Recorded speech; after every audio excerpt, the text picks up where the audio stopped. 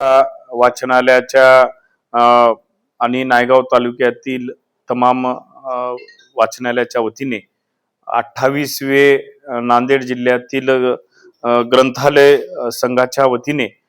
नायगावला दिनांक 1 मार्च रोजी अधिवेशनाचं आयोजन करण्यात आलेलं आहे। या अधिवेशनाचे अध्यक्ष म्हणून माजी शिक्षण मंत्री माननीय कमलेश किशोरजी कदम साहेब या ठिकाणी राहणार आहेत आणि या कार्यक्रमाला महाराष्ट्र ग्रंथालय असोसिएशनचे अध्यक्ष माननीय गजाननजी कोठेवार आणि त्यासोबत जिल्हा ग्रंथालय अधिकारी आणि ग्रंथालय संबंधित बरेच अधिकारी वर्ग, जिल्हाधिकारी माननीय राहुलजी कर्डिले साहेब यांची सर्वांची प्रमुख उपस्थिती राहणार आहे आणि नांदेड जिल्ह्यातील तमाम म्हणजे जेवढे ग्रंथालय आहेत 723 त्या ग्रंथालयाचे प्रतिनिधी या अधिवेशनाला उपस्थित राहतील आणि 1 मार्चला सकाळी 11 वाजता जनता हायस्कूलच्या प्रांगणामध्ये या ग्रंथालयाचं अधिवेशन